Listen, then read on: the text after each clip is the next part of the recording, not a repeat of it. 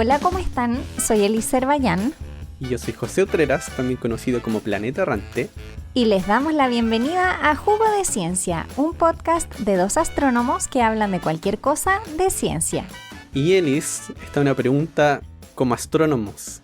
¿Has tenido varias veces la oportunidad de poder ver la Vía Láctea? ¿A simple vista o Sí, no a a simple vista? A simple vista. Bueno, yo creo que cuando iba al observatorio era como mejor se podía ver la Vía Láctea, en esos lugares que tiene el cielo súper transparente y que parece que casi la puedes tocar. Sí, es increíble. Yo tuve esa experiencia una vez. Bueno, una vez por unos cuantos días. Pero fue mágico poder ver todo eso. Porque hay algo que siempre he escuchado de los astrónomos que son ya académicos, que hablan de la maravilla de ver el cielo, de ver la Vía Láctea. Y yo decía, ¿cuál Vía Láctea si no veo nada? Porque de Santiago no se ve nada. Po. Y ahí yendo al observatorio entendía a qué se referían. La verdad es que es impresionante. Poder ver el cielo en un lugar sin contaminación lumínica hace toda la diferencia. De verdad es como... Es raro porque uno pensaría que como es súper transparente vas a poder verlo como más grande, pero por alguna sensación te da esta sensación geométrica de estar como mucho más rodeado. Y es muy bonito, muy, muy bonito. Cierto. Ya. Y, bueno, aquí pareciera que el tema va a ser la Vía Láctea. Que Pero en realidad, no, José pero nos no. está engañando. Sí, pero en realidad gran parte de ese va a ser el tema, en un principio. Pero de lo que queríamos hablar hoy es sobre galaxias. Y no vamos a hablar de todo de galaxias, por si acaso. Porque Sí, hay es infinitas cosas que se pueden decir. imposible, es imposible. Sí. Es como un solo tema dentro de astronomía, como para poder contarlo todo. Sí, de hecho con José tuvimos un curso solo Un de curso esto. entero, un Un semestre. curso entero, sí. De hecho, 2 veces, 2 cursos. Y yo la segunda vez intenté no hacerlo y luego al final igual tuve que hacerlo. No pude evitarlo. Claro, entiendo. Sí. Y como siempre, vamos a empezar desde el principio, desde muy atrás en el tiempo, con la historia. ¿Y por qué quería partir mencionando la Vía Láctea? Porque eso es lo primero que podíamos ver. Eso era todo, realmente. Aunque por mucho tiempo no teníamos idea realmente qué era la Vía Láctea. Claro, es que es importante mencionar que nosotros vivimos dentro de la Vía Láctea y estamos Ujú. rodeados de la Vía Láctea. Entonces, es muy difícil desde dentro poder saber cómo es y qué es, porque no puedes tomarle una foto desde fuera. Entonces, bueno, y antiguamente muchísimo menos, pero incluso en el presente no es tan simple conocer cómo es nuestra galaxia si la miráramos desde afuera. Así que antiguamente, cuando los antiguos miraban el cielo, veían todos estos puntitos en el cielo y son todos puntitos pertenecientes a la Vía Láctea. A simple vista, casi, no vemos cosas que Ujú. están fuera de nuestra propia galaxia. Pero Sí, solo casi. casi. Claro. Pero una de las cosas que no pensé cuando estaba leyendo esto, pero después cuando lo leí fue como, en realidad tiene mucho sentido, que no había una conexión directa entre las estrellas y la Vía Láctea, en el sentido de que, ¿qué era lo que había en el cielo nocturno? Estaban los planetas, estaban las estrellas, y aparte estaba la Vía Láctea, que era una mancha que cruza todo el cielo, pero era como una especie de nube luminosa. Claro, es que la perspectiva te engaña, porque la mancha no te rodea, la mancha está solo en una dirección, a pesar de que todas esas otras estrellas que vemos, como a los lados de la mancha, forman parte de lo mismo, pero esa franja que ves en el cielo es muy distintiva. Entonces debe haber sido difícil imaginarse en el tiempo después cuál es la geometría que tenía que tener esto para poder estar metidos adentro. Claro, sí. Porque una de las cosas que encontré es que el griego Aristóteles, como siempre, él parece que creía que todas las cosas sucedían en la atmósfera. No sé por qué, pero para él todo pasaba en la atmósfera. Los cometas, la aurora. Bueno, la aurora Pero sí. quizá era lo que mejor entendía. Sí. Pero todo lo interpretaba de esa forma, que era una especie de ignición, que algo estaba quemándose en la atmósfera y aparecía esa mancha blanca. como una nube. Mm. Pero al poco tiempo la gente dejó de creer eso, porque si de verdad estuviese en la atmósfera, significaría que uno podría ver que la mancha se mueve si es que uno se mueve por mucha distancia. Ujú.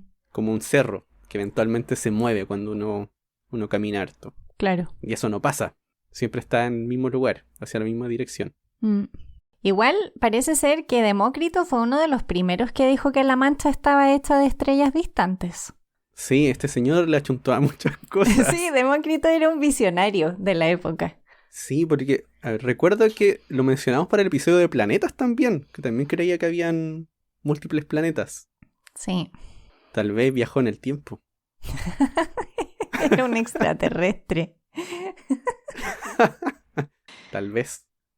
Bueno, y Galileo, por supuesto, tiene un rol en esta historia, como siempre. Ujú. De hecho, las personas que nos escuchan capaz que sepan ya los nombres que vamos a mencionar porque siempre salen los mismos.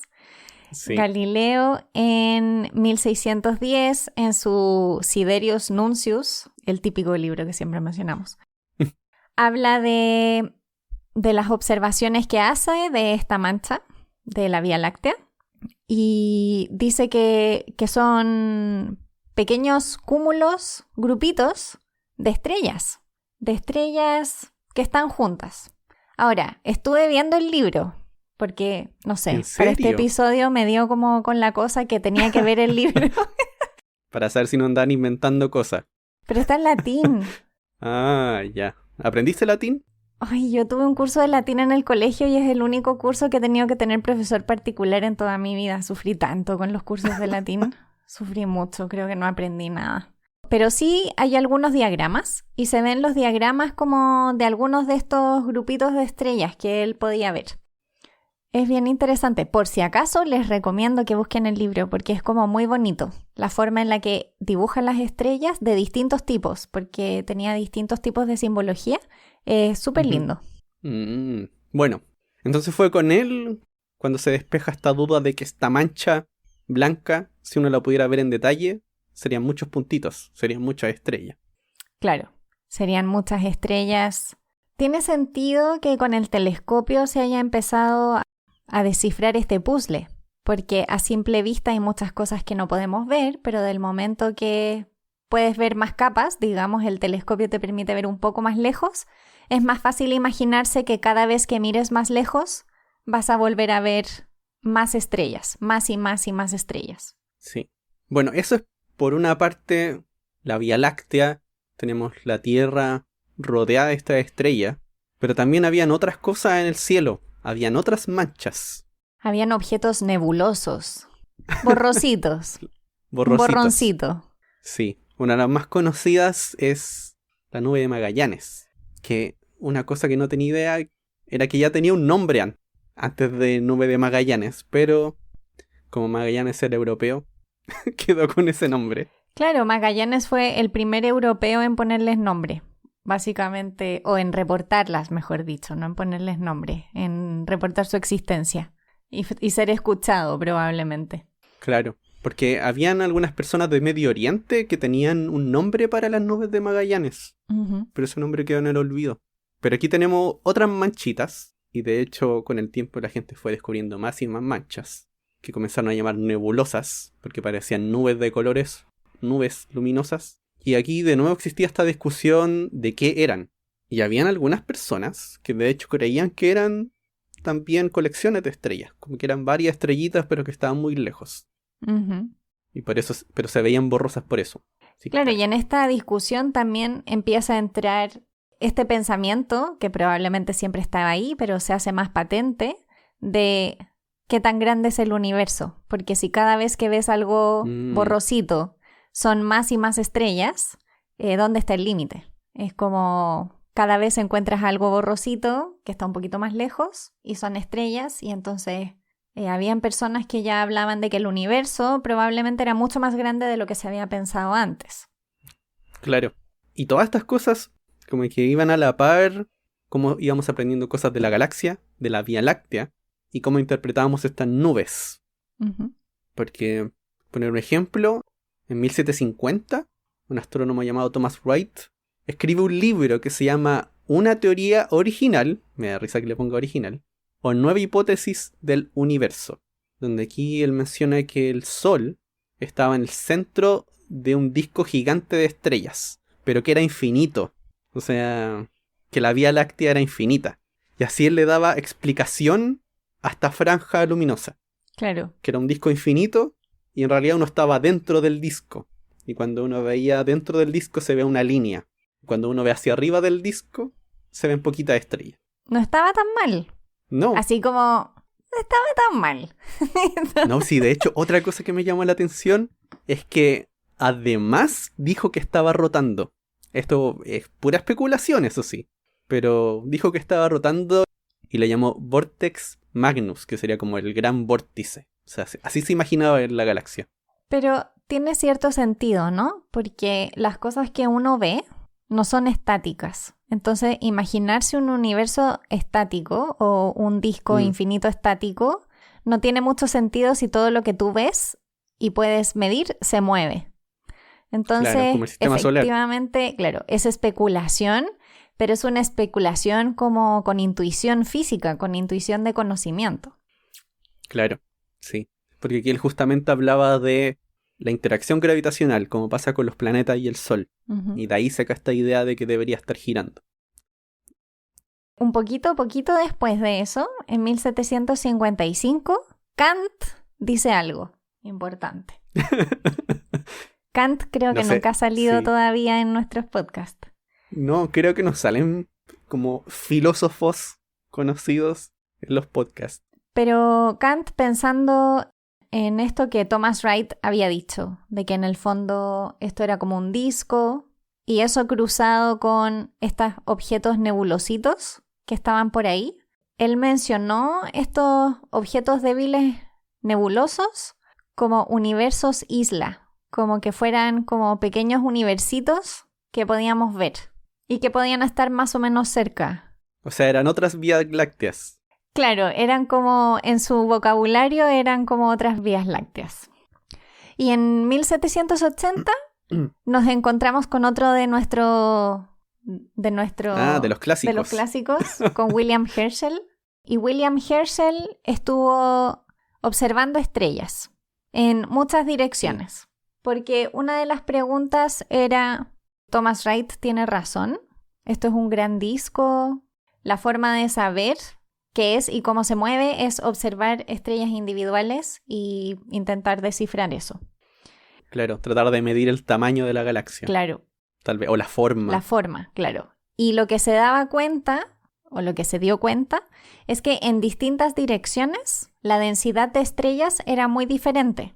Entonces, esta idea de Thomas Wright de que esta nube blanca se formaba en el fondo porque el disco era muy largo en una dirección, tenía sentido con esta misma observación de Herschel de que habían muchas más estrellas en una dirección y muchas menos en el otro. O sea, si miras hacia el perfil del disco ves muchas, que es mirar hacia la franja, y si miras alejándote de la franja ves muchas menos porque estás mirando hacia arriba o hacia abajo del disco. Esa es como la idea.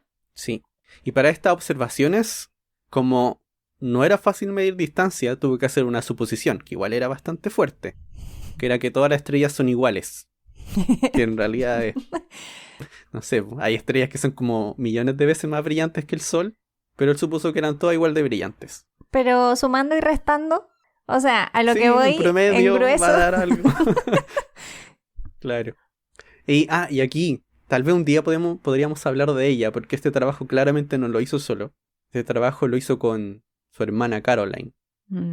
Entre los dos buscaban estos objetos lejanos, medían su brillo, trataban de calcular con eso esa distancia. Sí, no hemos hablado de Caroline Herschel todavía.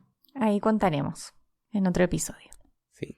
Y también una de las cosas, porque por un lado tenemos la Vía Láctea, también observa nebulosas y otros objetos que se llaman cúmulos globulares, que son colecciones de estrellas, pero estas son más chiquititas, aunque en ese momento tampoco estaba tan claro. Observa muchos de estos objetos, y en particular con las nebulosas se da cuenta que en algunas de ellas puede detectar estrellas. Entonces comienza a convencerse que efectivamente estas nebulosas son universos islas, que que son como otras vías lácteas. Ujú. Claro, que es como lo que decía Kant. Ujú. Y una de las cosas que también dice Herschel es que el sistema solar se sitúa en el centro de esta estructura. Esa era su Cierto. visión de cómo era este disco. Pero cuando no puedes medir bien distancias, podemos estar en el centro o en cualquier parte. O sea, estamos dentro, pero en realidad es difícil saber en qué parte estás. Sí, claro. También es difícil porque imagínense que ustedes están en medio de una neblina. Ustedes pueden ver igual de lejos en todas direcciones. Entonces ustedes están en el centro de esa imagen. Entonces aquí pasa algo parecido. Uno tiene un límite de cuán lejos uno puede encontrar una estrella. Así que también va a causar esa ilusión de que uno está en el centro de la Vía Láctea. Y tengo que decir que eso se resolvió mucho, mucho, mucho tiempo después. Así que no era tan simple Sí, de definir. tuvieron que pasar más de 100 años. Sí. Y aquí, entre medio, antes de que pasemos a la fase donde se comienzan a resolver estas dudas, solamente quería mencionar un descubrimiento de un astrónomo llamado, de apellido Rose, que le llaman Lord Rose, que descubre una nebulosa, pero que tiene forma espiral, como un remolino, que ya había sido descubierta antes, pero él ve que tiene una forma característica. O sea, él no descubre esa nebulosa, sino que la ve con más detalle y ve que tiene como forma de remolino. Uh-huh. Y hoy día la conocemos como la galaxia Remolino, justamente. Buena descripción. Sí, sí. Pero es para mencionar que ya estas cosas comienzan a tener forma. Y si tiene forma de remolino, tal vez está girando. Tal vez tiene movimiento. Claro. Ahí estamos indicando algo diferente. No es simplemente una manchita. No. Es la diferencia entre una taza estática y una taza revolviéndose. Ese es Sí. O sea, no la taza, el líquido dentro de la taza, por si acaso. Y de aquí hasta el 1900 hay muchas especulaciones de qué es la galaxia, qué son las otras galaxias. Y dentro de la historia me encontré a alguien que se llamaba George Comstock en 1909, Uh-huh. que se imaginaba la Vía Láctea como un disco también, pero como un disco que se iba moviendo por el universo y que iba arrastrando las estrellas, como una barredora de nieve. Wow. Ya, eso no eso me parece tan intuitivo. No, pero eso lo hacía para explicar porque la Vía Láctea, como da la vuelta al cielo nocturno, por un lado se ve diferente que por el otro. Uh-huh. O sea, acá nosotros en el hemisferio sur vemos el centro de la Vía Láctea, Sí. pero en el hemisferio norte se ve otra cosa. Para explicar esa diferencia, tenía esta idea de una barredora de nieve. Me encontré divertido. No te convence. No. Es que estoy intentando imaginarme por qué no se le ocurrieron otras cosas geométricas para poder explicar eso. No sé. Bueno, habría que ver qué fue lo que escribió. Y efectivamente, como decía José, todavía existe en este momento toda esta discusión de qué son estas nebulositas y ya, ok, hay una que tiene forma de remolino, pero en verdad nadie tiene idea de lo que son. Y se empiezan a utilizar otro tipo de técnicas para estudiar cómo se mueven estos objetos. Si están estáticos respecto a nosotros o si se alejan y se acercan. Y ahí es en 1913 que Vesto Melvin Slipher publica un estudio de la nébula Andrómeda. Recordemos que en esta etapa todavía es una nébula, una nebulosa. Todavía no se sabe qué es una galaxia. Y puede determinar de alguna manera cuál es la velocidad a la que se mueve Andrómeda respecto de nosotros. Y concluye que se mueve más o menos a 300 kilómetros por segundo, acercándose hacia el sistema solar, o sea, acercándose hacia nosotros.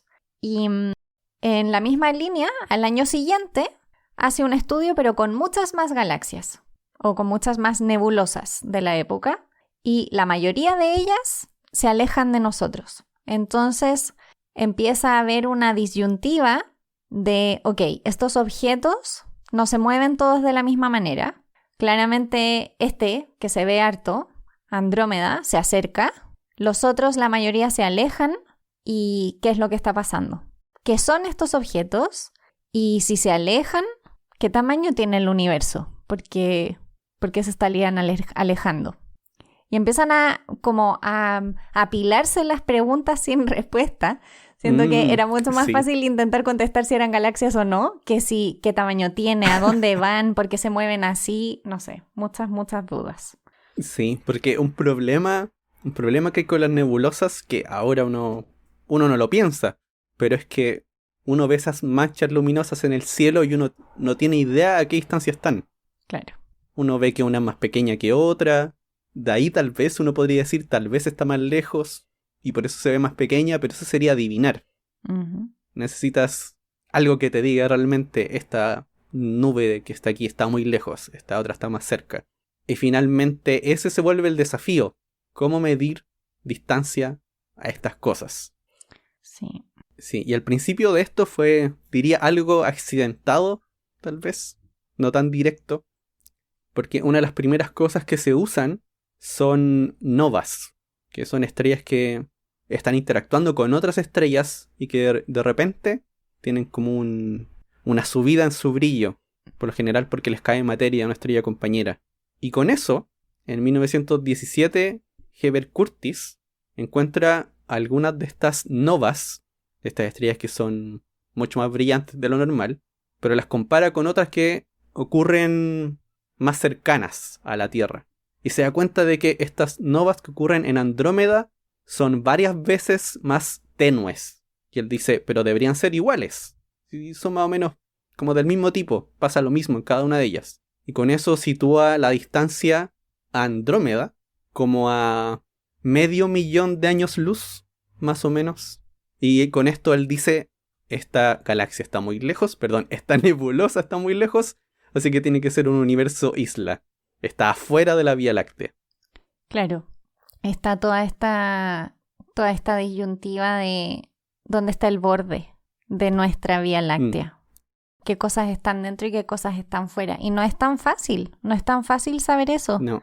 Porque además tenemos que mencionar que nuestra galaxia tiene mucho polvo también. Las galaxias de nuestro tipo tienen mucho polvo. En la época no lo sabían.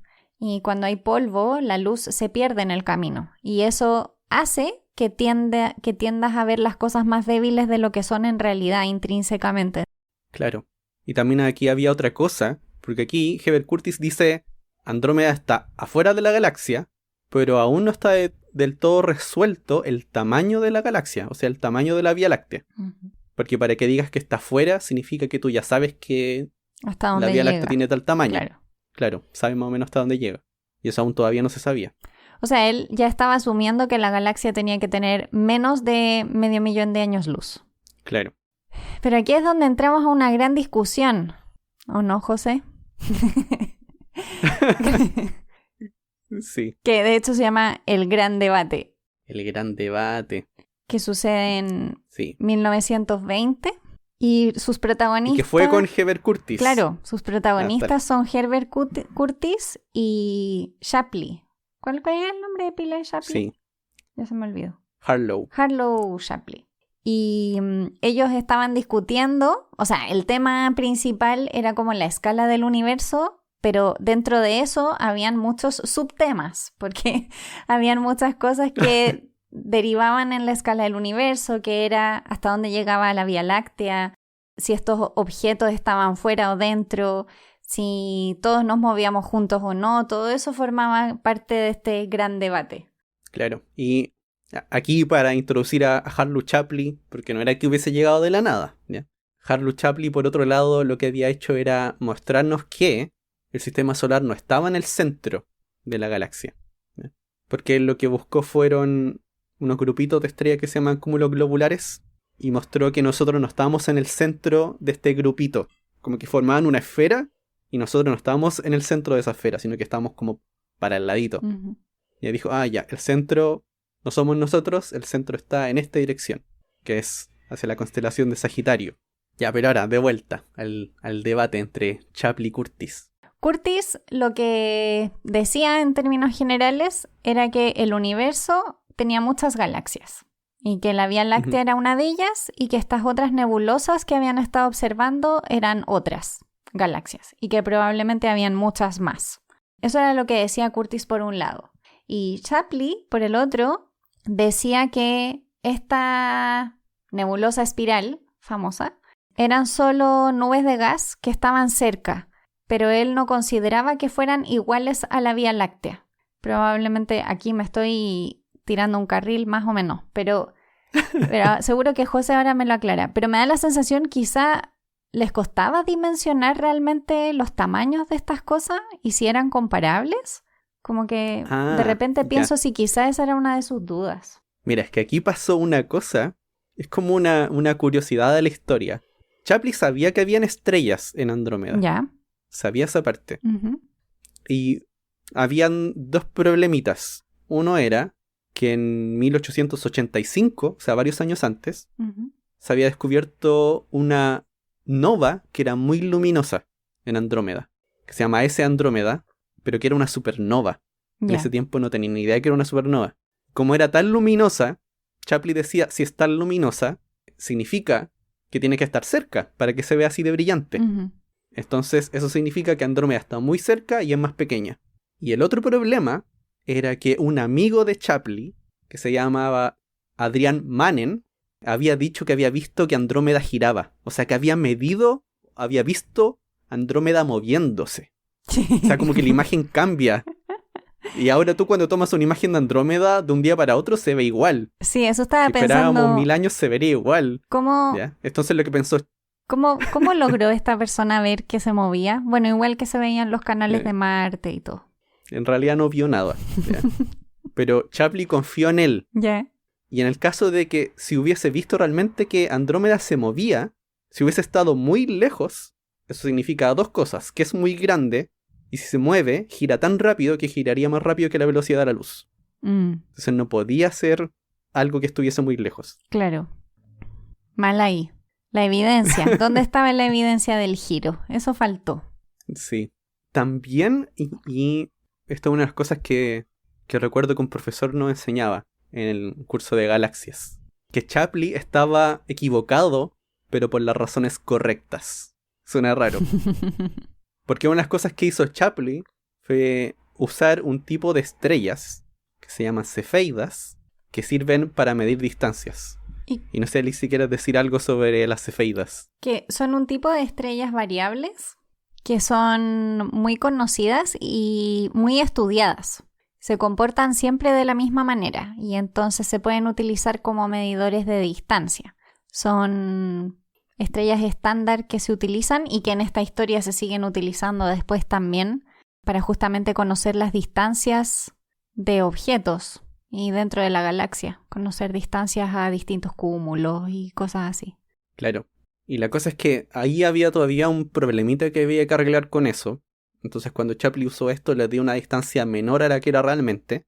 Y también cuando calculaba el tamaño de la galaxia, de la Vía Láctea, le daba uno demasiado grande comparado con lo de hoy. Uh-huh.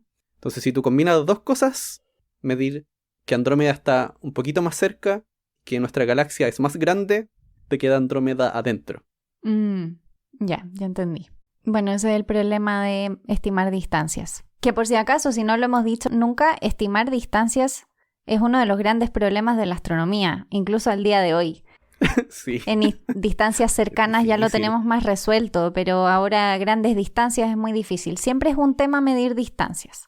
Sí, y también era gracioso esto de las cefeidas porque Heber Curtis, que creía que Andrómeda era otra galaxia, o sea que estaba afuera de nosotros, afuera de la Vía Láctea, Uh-huh. él pensaba que esta relación periodo-luminosidad, que así se llama, con las cefeidas para calcular distancias, no existía, que en realidad era incorrecta. ¿Qué haríamos sin la relación periodo-luminosidad? Es una de las relaciones más importantes y de hecho ha sido mencionada anteriormente en el podcast. Claro, sí, porque fue encontrada por Henrietta Swan Leavitt. Uh-huh. Ella es la descubridora, de hecho también hoy se llama la ley de Leavitt, esta relación para calcular distancias con las cefeidas. Ya, pero ¿qué pasó? Aquí en realidad ninguno ganó el debate. No, tiene que llegar Edwin Hubble a resolver el problema. No, ninguno puede ganar porque no había suficiente evidencia para concluir definitivamente qué era lo que pasaba. Y es en 1925 que Edwin Hubble publica un estudio utilizando un telescopio de 2,5 metros de Mount Wilson, que era como el telescopio más grande de la época. Ujú. Y hace un estudio de las cefeidas en Andrómeda, justamente. Claro. Y encuentra varias. Claro. Y lo que concluye es que la distancia a Andrómeda es mayor que la que Shapley había dicho para el tamaño de nuestra galaxia. O sea, esta nebulosa tenía que estar fuera de nuestra galaxia.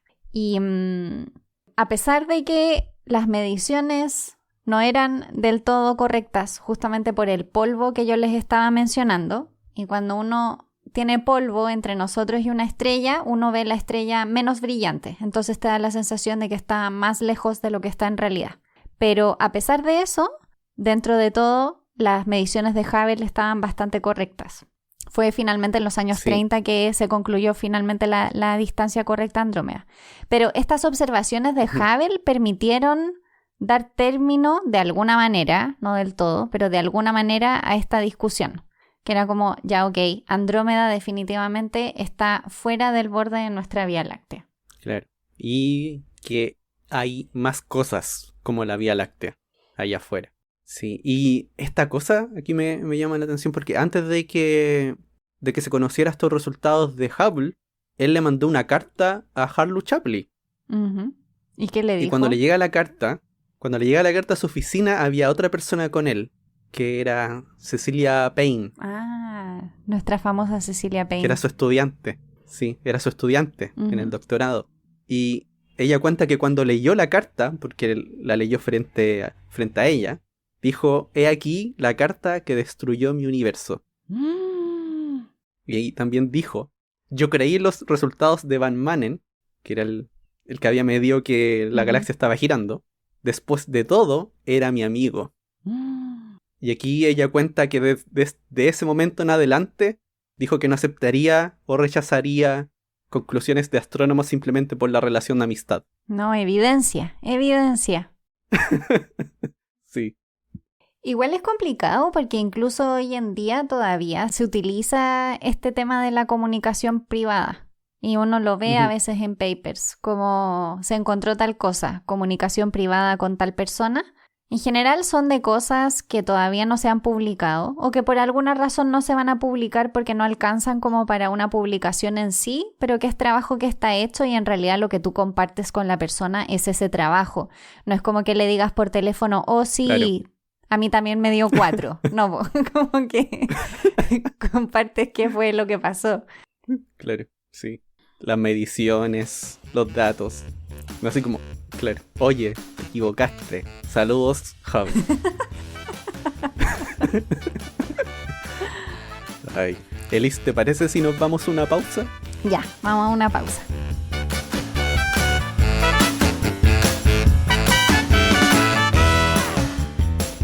¿Sabías que GNZ 11 es la galaxia más lejana y antigua descubierta? Fue observada por primera vez en 2016 con el telescopio Hubble después de que su luz viajara por más de 13.000 millones de años hasta llegar a nosotros. Este tipo de descubrimientos nos permite entender cómo se formaron las primeras galaxias cuando el universo aún era muy oscuro.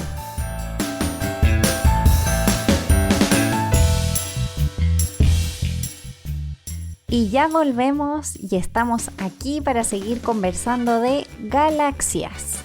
Y justo antes de la pausa estábamos con el gran debate que se resolvió, más o menos. Y ahora, ¿cuál es el siguiente hito histórico que sucedió? El siguiente hito histórico. Estaba pensando en otra cosa, realmente, antes de pasar al otro hito histórico, porque quería saber, Elis, si tú eres Team Nebulosa o Team Galaxia. Pucha, yo soy Team Galaxia. Y a mí me estresa mucho que está como el antes y el después del gran debate. O sea, después del gran debate ya queda claro que Andrómeda es otra galaxia. Pero en los papers, en las publicaciones, siguen diciéndoles nebulosas. Y no sé por qué, me pone nerviosa. ¿Por qué, José? Sí, bueno. Por un lado está Hubble, que les comienza a llamar nebulosas extragalácticas. Y por otro lado tenemos gente como Shapley, que él no creía que eran otras galaxias, pero que las comienza a llamar galaxias. Es un poco paradójico. Pero si no creía que eran galaxias, ¿por qué les dice galaxias? No, porque ya estaba convencido de que lo eran, Ay. de que estaba equivocado. Él reconoció que se había equivocado. Mm. Pero ¿cuál era el problema? ¿Por qué seguían llamándoles nebulosas? Gente como Hubble. Porque está el problema de que galaxia es el nombre de la Vía Láctea. Galaxia también significa camino de leche en griego. Claro, es como una apropiación de un término. Sí. Así que por eso había cierta resistencia a usar la palabra galaxias. Pero al final perdieron. El Team Nebulosa perdió. Es que hay muchas nebulosas. Están las nebulosas donde nacen estrellas y están las nebulosas planetarias. Y ya tendríamos También está además la- las otras nebulosas. La de las supernovas, sí. Hoy sí, no. Mucha nebulosa. Yo creo que era un término demasiado utilizado. Muy ambiguo. Bueno, entonces Pero ahora el siguiente hito, El entonces. hito. Sí. Claro, el siguiente hito es que ya que estamos descubriendo estas cosas y ya sabemos que son algo diferente, hay que clasificarlas. Claro, una vez que ya observan varias, se dan cuenta de que tienen formitas diferentes. Sí, Y hay que ordenarlas en grupitos. sí. Y aquí es donde nuevamente Edwin Hubble deja su segundo aporte, bien grande también, que es un sistema de clasificación para galaxias. Y nosotros lo tuvimos que ver en clases, que se conoce como el tenedor o el diapasón, Es como un diapasón. pero es como un tenedor con 2 extremos nomás en vez de 3 o 4. O sea, como un diapasón. Para la gente que no conoce un diapasón, por si acaso. Y en esta figura dibuja los tipos de galaxia, que en principio hay 2 principales y hay otro extra. Entonces los 2 principales son las galaxias elípticas y las espirales. Ujú. Y en este diagrama comienza a dibujar como en una línea las galaxias elípticas, y lo que difieren es en qué tan delgaditas o redondas son, porque pueden ser como una elipse o muy cercana a un círculo. Entonces, dependiendo de qué tan Claro. redonditas sean, les da un número diferente. Las elípticas que son una esfera perfecta son una elíptica 0 o E0. Y a medida que va llegando hacia el otro extremo, cuando se va terminando esta línea de las elípticas y ya llega a las elípticas que son más como achatadas, claro, Lenteja. más larguitas, esta secuencia se abre y aparecen las espirales. Claro, se bifurca en 2 grupos. Claro, se bifurcan 2 grupos. Espirales que tienen barra y espirales que no tienen barra. Y aquí tal vez hay que explicar lo que es la barra. Ya, cuando uno piensa en una espiral, piensa como en un remolino, que tiene un centro y tiene como bracitos que salen desde ese centro. Pero algunas galaxias, como la nuestra, de hecho, ese centro están cruzados por una barra. Y los bracitos nacen de los extremos de la barra, no del centro, no de la pelotita del centro. Entonces es como un núcleo con una barra cruzada y de esa barra salen los brazos espirales. Entonces él las divide en esos 2 grupos, las S, que son las espirales que no tienen barra, y las SB, que son las espirales que tienen barra. Y de ahí también hace otra división, que a mí esta me ha costado, nunca me acuerdo realmente del orden de esta división. Porque además las divide por qué tan juntitos están los brazos espirales. Si los brazos espirales están como abiertos o están muy enrolladitos. Claro. Los que están más apretaditos están más cerca de las elípticas. Y los que los brazos están más abiertos están al final del diagrama. Sí. Y además de estos 2 tipos, están las otras dentro de este primer tipo de diagrama, que son las galaxias irregulares, que esas ya son unas que no tienen una forma bien definida. No, y que de hecho las clasifica completamente separadas. Claro. Porque una de las cosas de las que él habla, porque este diagrama aparece en un libro que publica en 1936, que se llama El reino de las nebulosas, o algo así. Y de hecho, en el libro explica Hubble que este diagrama en realidad también tiene un sentido de progresión, como una especie de evolución entre distintos tipos de galaxias, que era algo que aparentemente se estaba discutiendo en la época.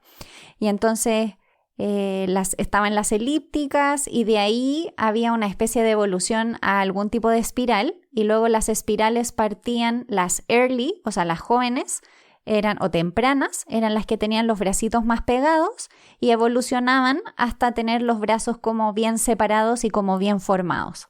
Si uno lo piensa, tiene cierto sentido, pero no es así, por si acaso. Pero tiene cierta lógica porque si lo piensas desde el punto de vista de algo que se está formando, como que va creciendo y va tomando como cierta estructura. Pero algo que sí quiero mencionar es que estas nomenclaturas de Hubble han traído problemas por siempre. ¿Por qué? Porque él le dice early type a un tipo de galaxia y late type a otro, y en realidad tiende a ser al otro lado, sí. Al revés. Entonces eso hace que haya una confusión de términos. Mucho. Para dejarlo en español nomás, que a una le dice temprana y a la otra le dice tardía. Le dice tardía. Y en el libro también menciona que están las irregulares, que son muy diferentes, que tienen una composición parecida a las espirales, en cuanto a estrellas, al tipo de estrellas que tenían, y habla de que no tienen núcleo, o sea, no tienen la pelotita en el centro y que eso le parece importante, pero sí menciona que se estaba especulando que las irregulares quizás eran la última etapa de las galaxias, así cuando de las espirales con brazos bonitos a las irregulares, que como decía José son las que no tenían forma, pero ahí se nota que no estaba muy convencido porque lo escribe claramente que es especulativo y que le parece medio raro. Sí, yo ahí no tengo nada que aportar porque fue la Liz la que leyó el libro de Hubble. Yo ni lo miré. Fue bueno, porque se me aclararon algunas dudas de cómo era esta historia. Sí. Pero sí es verdad que la parte básica del diagrama se basa en la morfología. De ahí después nace esta cosa de la evolución, pero la morfología es lo básico, agruparlas por las que se parecen. Uh-huh. O sea, si tienen brazos o no y si tienen barra o no. Y qué tan fáciles de ver son los brazos. Claro. Y yo creo que aquí con esta clasificación base podríamos comenzar a describir un poco cómo son estas galaxias, porque tienen diferencias al final. Y también qué es lo que va pasando con estas galaxias. Sí. Son súper distintas en todo. Uh-huh. Partamos con las elípticas. Las elípticas, como dijo José, son como esferoidales. O sea, solo son o una pelotita aplastada o alargada. Pero son como una sola forma, digamos, única. Son más o menos 1/3 de las galaxias que hay en el universo, o de las que de lo que vemos, digamos. Y generalmente están formadas por estrellas más viejas. O sea, eso significa que no tienen muchas estrellas naciendo en su interior. Y es porque tienen poco material para formar estrellas. Para formar estrellas necesitas mucho gas y polvo, y las elípticas no tienen mucho, entonces no tienen reservorios de material para hacer nacer estrellas. Y eso en lo que se traduce es que cuando las observamos en el cielo son de color amarillento. Uh-huh. Las estrellas más viejas se ven más amarillas y las más jóvenes son más azules.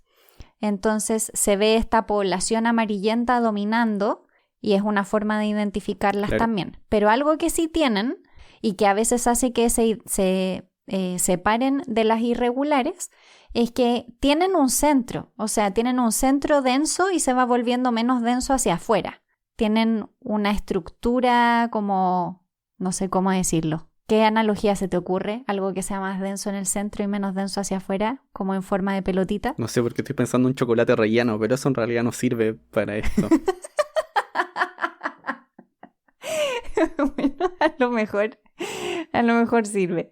Pero tienen como una parte de central, como un núcleo más denso y hacia afuera se va haciendo menos denso, pero tiene esta forma como esferoidal. Claro, ahí las estrellas se mueven en todas direcciones, como si fuese una nube de estrellas que están moviéndose para arriba, para abajo. Alrededor del centro. Sí, o a veces se mueven de manera un poco más errática. Uh-huh. Y ya son el final de la vida de una galaxia, más o menos. Bueno, pero eso hablemoslo después, po. Si ni siquiera hemos hablado de cómo nacen ¿Cómo vamos a hablar del final? Pero ahí ya se dieron cuenta de que el diagrama de Hubble está medio dado la Claro, vuelta. no parte de la elíptica. El otro tipo de galaxias... Para dar un ejemplo de una elíptica, M87, la galaxia M87 es una galaxia elíptica. En esta galaxia vimos la primera imagen de un agujero negro, por si no tienen idea de cuál es M87. Pero me parece súper interesante, porque yo creo que hay más personas que saben que hay agujeros negros supermasivos en las galaxias espirales, pero las elípticas también tienen agujeros negros en el centro, Sí. supermasivos. Entonces, otra cosa es que no se vean... que a veces da la sensación de que porque son esferoidales y son como una pelotita, no tienen por qué tener algo en el centro. Y además son como de un único color, entonces visualmente es como menos intuitivo quizá, pero efectivamente sí lo tienen en el centro. Y de ahí la primera fotografía. Sí. Bueno, las otras galaxias, las galaxias espirales, tienen estos brazos. Pueden tener una barra. También por lo general tienen un bulbo en el centro, que es como la yema del huevo frito, donde ahí tienen estrellas más antiguas y no hay tanta formación estelar. Entonces, como no hay formación estelar, no hay estrellas azules y se ve más amarillento el centro de una galaxia espiral. Y por eso uno también ve estos cambios de colores desde el centro hasta los extremos de una galaxia. También en estos brazos espirales se van formando hartas nuevas estrellas. Es como una especie de ola que van, donde se va concentrando material. Cuando se concentra el gas, se van creando nuevas estrellas a partir de ese gas. Así que varias de estas espirales tienen unos brazos bien azules en estrellas. Y están girando en una dirección, preferentemente, al igual que el sistema solar. O sea, ahí tenemos una diferencia de movimiento. Las estrellas en una elíptica se mueven de manera más desordenada, como en casi cualquier dirección, pero en las espirales tenemos todas que van girando en el mismo sentido, una al ladito de la otra. En el disco. La yema de huevo se parece más a una elíptica en Chiquiturri. Sí. Bueno, digo en Chiquiturri, hay galaxias de todos tamaños, en todos los tipos. Así que, pero como una elíptica claro, pequeña en el medio. Como en el centrito de la espiral. Sí, sí, es verdad eso. Y el disco se ve azulado, entonces. O sea, el centro amarillento y el disco azulado. Estas galaxias todavía tienen mucho gas con el cual pueden formar estrellas. A diferencia de las elípticas. Todavía tienen vida, como la Vía Láctea, o como Andrómeda. Estas dos galaxias todavía tienen un buen resto de tiempo para seguir formando estrellas. Algo que no mencionamos en esta historia, que tal vez podríamos hacer un episodio después para eso. Yo estaba pensando que hace falta un episodio, pero seguramente va a ser bien largo. Que es que estas galaxias, además de tener estrellas, tener o no tener gas, también tienen polvo. Pero algo que las define o las caracteriza también como galaxias es que tienen materia oscura. ¿No hemos hecho todavía un episodio de materia oscura? No tenemos episodio de materia oscura. Ah, wow, yo pensaba que sí. No, hay que hacer un episodio de materia oscura, definitivamente. Para que vean lo enchufada que yo estoy con nuestros propios episodios, súper perdida. No, hay que hacerlo. Es que la Liz una vez hizo una clase de materia oscura. Yo creo que por eso pensó que habíamos hecho un episodio. Sí, yo creo que... Sí, me confundí. Pero al final, en todas estas galaxias, lo que más las mantiene unidas es la materia oscura. Es la fuerza que mantiene unida la galaxia. Esto suena un poco como Star Wars. Pero realmente es eso. Es la fuerza que mantiene unida la galaxia. ¿Y las galaxias que no tienen materia oscura? Ah, pero eso es bien reciente. Eso para el episodio de materia oscura. Claro, porque justo en los últimos años se han comenzado a descubrir galaxias con poca o sin materia oscura. Entonces, ¿cómo son galaxias o no? Y aquí yo creo que podemos entrar a hablar de las irregulares y de las otras cosas que pasan, porque las galaxias interactúan también gravitacionalmente una con otra. Claro. Por ejemplo, nosotros y Andrómeda nos estamos acercando y eventualmente chocaremos. Sí. Pero también la Vía Láctea tiene varias galaxias chiquititas que están dando vuelta alrededor, que ya las llamamos galaxias enanas. Como en las nubes de Magallanes. Sí. Aunque creo que ahí hay todavía un poco de duda. Se cree que podría ser que las nubes de Magallanes sigan de largo y se alejen. Que no son un satélite, sino que vienen de paso nomás. Interesante eso. Claro. Sí, súper interesante. Pero claro, tenemos como algunas galaxias chiquititas satélites, algunas elípticas, pequeñas. Además, nuestra galaxia es grandota. Eso no lo hemos mencionado, pero hay galaxias de muchos tamaños. Nuestra galaxia tiene más o menos 100.000 años luz de diámetro y hay galaxias mucho más pequeñas que la nuestra. Y nosotros y Andrómeda nos parecemos, somos espirales grandes, pero también hay espirales mucho más pequeñas que nosotros. Sí. Y tienen brazos y todo, Sí. pero son mucho más chiquititas. Y bueno, lo que les pasa a estas galaxias más chiquititas que están alrededor de la Vía Láctea es que se van desarmando varias de ellas. Porque sienten diferente Por la gravedad. gravedad. Como son grandes, igual son grandes, son más grandes que un sistema solar, o que muchas estrellas. Porque una parte de la galaxia siente diferente gravedad al otro extremo de una galaxia y con eso se van deformando como plasticina. Y se destruyen algunas de ellas. Hay varias galaxias pequeñas que ya deben haberse destruido al acercarse mucho a la Vía Láctea y que ya no existen. Galaxias pequeñitas. Y de hecho hay gente que estudia dentro de nuestra galaxia como estas poblaciones de estrellas. Intentan como seguir también de dónde vienen, que están como en el halo de nuestra galaxia. Nuestra galaxia es un disco, pero tiene una parte que se llama el halo, que es una especie como de... ¿Cómo decirlo? Un campo de fuerza, como esferoidal que está dentro del disco, metido, de alguna forma.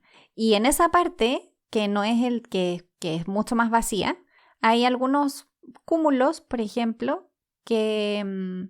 se creen que pueden haber sido como atraídos de estas otras galaxias que estaban cerca nuestro interactuando. Y se puede estudiar cuál es el trayecto que han recorrido y de dónde venían. E intentar como reconstruir la historia hacia atrás. Claro, tratar de ver cuáles de las estrellas que están en la Vía Láctea vinieron de otras galaxias más chiquititas. O si es que tal vez en algún punto de la vida de la Vía Láctea hubo alguna fusión grande. Y hay varias personas que están ya haciendo algunas predicciones de qué es lo que pasó anteriormente, que serían en realidad como postdicciones si fueron antes, porque no estoy prediciendo, estoy explicando el pasado. Eso vuelve un poquito raro. ¿Se puede explicar el pasado? Bueno, las irregulares no hemos dicho mucho de ellas. José estaba intentando introducirlas, pero las irregulares son, como dice su nombre, irregulares. Tienen formas muy extrañas, no tienen un centro definido y tienden a tener más estrellas azules que las elípticas. O sea, suelen tener estrellas jóvenes. En su composición se parecen más a las espirales, pero no en su estructura. Y eso también genera la duda de por qué son irregulares y por qué tienen una composición parecida a las espirales. Bueno, también hay mucho de que están cerca de otras galaxias. Es difícil mantener tu forma si que estás cerca de otra galaxia más grande. Y también son más chicas, también tienen menos masa. Sí, son más chicas. Y también efectivamente lo que dice José, las galaxias interactúan. Y ahora el universo es mucho más grande de lo que era en el pasado. Eso quiere decir que en el pasado todo estaba más cerca. Si todo está más cerca, tiende a interactuar mucho más.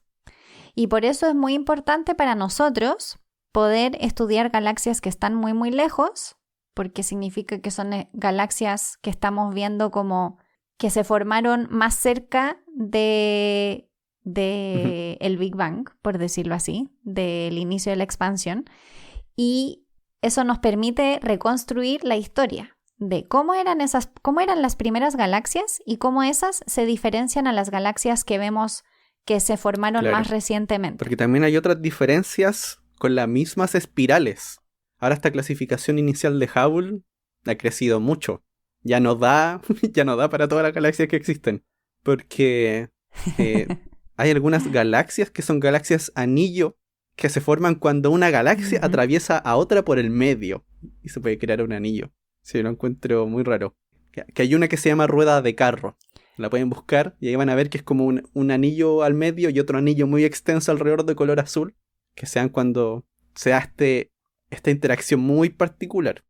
Y también hay otras espirales que no sé si existe la palabra en español. Aquí me estoy arriesgando. Lo único que se me ocurre es espiral floculenta. Porque son unas espirales que no son tan notorias como las de la Vía Láctea, que uno ve unos brazos bien grandes. Aquí son como espirales que se van desarmando en el camino, y son muchas, pero son muy delgaditas. Ujú. Para todo esto, las simulaciones son extremadamente importantes, porque todos estos procesos son muy, muy lentos y necesitamos poder ponerle el fast forward, Claro. así como avanza rápido, para poder ver, o anda hacia atrás rápido, para que podamos ver qué fue lo que pasó. Y los supercomputadores han hecho que podamos ahora hacer simulaciones mucho más complejas que nos permiten comparar distintos procesos físicos con lo que observamos y ver si es factible, por ejemplo, que se formen galaxias de cierto tipo, choquen, por ejemplo, y formen Claro. otro tipo. Sí, Por que de hecho ejemplo, eso una es elíptica. algo que se vio mucho con simulaciones. Que una de las cosas que a uno le hubiese gustado ver es qué pasa si dos galaxias chocan, como Andrómeda con la Vía Láctea. Y una de las cosas que se ven es que es muy probable, o lo más probable es que cuando dos de estas galaxias choquen, después los restos formen una galaxia más grande pero ya más elíptica. Entonces aquí tenemos una especie de evolución desde galaxias espirales que se van juntando y van formando algo más de forma de elipse, como una esferita. Ujú. Y hace poco hubo una imagen de como con una especie de mosaico de galaxias formadas en simulaciones. No recuerdo haberlo visto. No, como que lo vi hace poco, pero no me acuerdo de qué era, pero era de una simulación y era como uno de estos mosaicos que hacen del telescopio Hubble, de las imágenes del telescopio Hubble, pero eran con las galaxias de la simulación. Ah. Y era muy impresionante porque de verdad que todas parecían galaxias reales. Ah, sí, ya. Sí, he visto varios de esos. Era muy bonito, muy, muy bonito. Las simulaciones ya llegaron a un nivel muy realista de crear galaxias que se parecen mucho a las de verdad.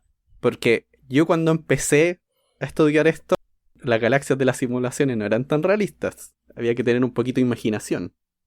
Pero ahora ya la cosa ha avanzado harto. Sí. Bueno, los supercomputadores también son mucho mejores. Mucha más gente tiene acceso a ellos también. Sí. Y otra cosa, bueno, porque aquí mencionamos que las galaxias interactúan. Nosotros aquí estamos relativamente en un grupo pequeño de galaxias. Que se llama el grupo local. Sí. Somos poquitas galaxias. Y son solo 2 grandes Ujú. y muchas pequeñas. Porque hay otros lugares donde hay miles de galaxias juntitas, que son los cúmulos de galaxias. Y es como una galaxia de galaxias, tal vez. Tal vez no a ese extremo, porque no son miles de millones de galaxias, pero aún así son muchas galaxias juntas, galaxias orbitando en torno a otras. Ay, nunca dijimos eso. Bueno, ahora ya lo dijimos, que las galaxias tienen miles de millones de estrellas. Una como la nuestra. Claro, cientos de miles de millones de estrellas. En el caso de la nuestra. Claro, hay otras que tienen un poquito menos. Las galaxias enanas, como algunas de las galaxias satélites, tienen como 1.000.000 de estrellas. Tienen 1.000.000 de estrellas, pero son galaxias enanas. Como la escala totalmente perdida, totalmente En destruida. comparación. Sí. En los centros de estos cúmulos de galaxias suele haber una galaxia bien grandota, que es una galaxia elíptica. Pero que, como les dijimos, cuando se van fusionando las galaxias, tienden a crear una elíptica. Aquí en el cúmulo, al haber tantas galaxias, se van a fusionar varias veces y la más pesada se va a ir al medio. Entonces ahí va a habitar una galaxia elíptica bien grande. Y la galaxia más grande que se conoce en el universo observable justamente es una galaxia elíptica, que tiene como 1000 veces más estrellas que la Vía Láctea. Wow. O sea, hasta el grupo local de galaxias que tenemos aquí es pequeño en comparación a esa galaxia.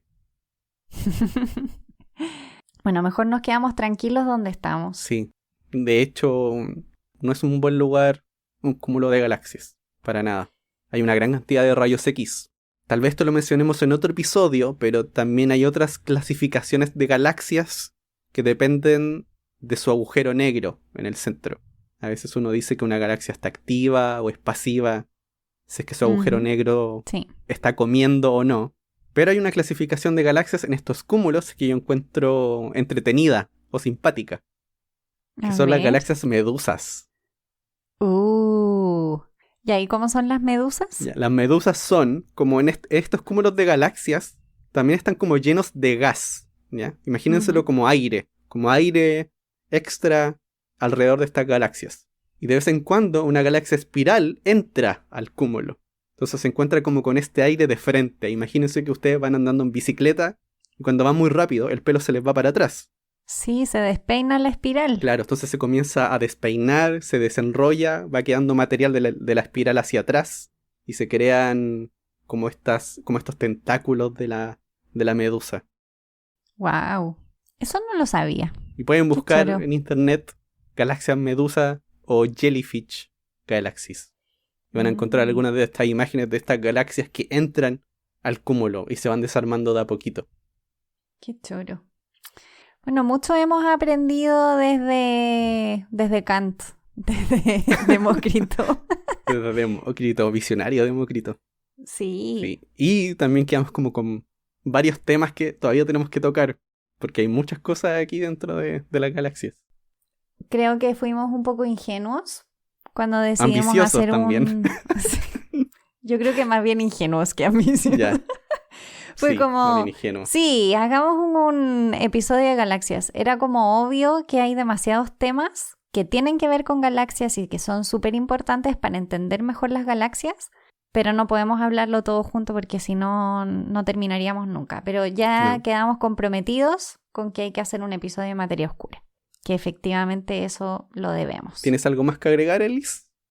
No, yo creo que con esto, creo que ya aprendimos suficiente de galaxias. Solo les voy a Bien. decir algo, que la Biblioteca del Congreso de Estados Unidos tiene versiones en PDF de libros súper interesantes, entre ellos el de Hubble, de 1936, pero también ahí fue donde encontré el libro, por ejemplo, de La escala del universo de Shapley y Curtis, y también ahí fue donde encontré el libro de Galileo, así que si los quieren ver, aunque no los entiendan de repente, ojear, sobre todo el de Galileo, sí, es las súper imágenes bonito. también. Sí, a veces las imágenes dicen bastante, los dibujos que ponen en los libros. Uno tiene como un poquito la idea de cómo veían el universo. Sí, es verdad. Entonces, con esa última información, ahí me voy a poner a leer esos libros después. No sé si quieres leerlos, literalmente. Bueno, ver Ojearlos. algunas partes, ojearlos. Con esa recomendación, les recordamos que nos pueden ayudar en Patreon, porque así nos ayudan directamente y permiten que este podcast siga y cada vez sea mejor. Y para eso pueden ir a patreon.com/jugo de ciencia. Y recuerden que si quieren ponerse en contacto con nosotros, pueden seguirnos en redes sociales. Somos Jugo de Ciencia en Twitter, Instagram y Facebook, o pueden escribirnos a jugodeciencia@gmail.com.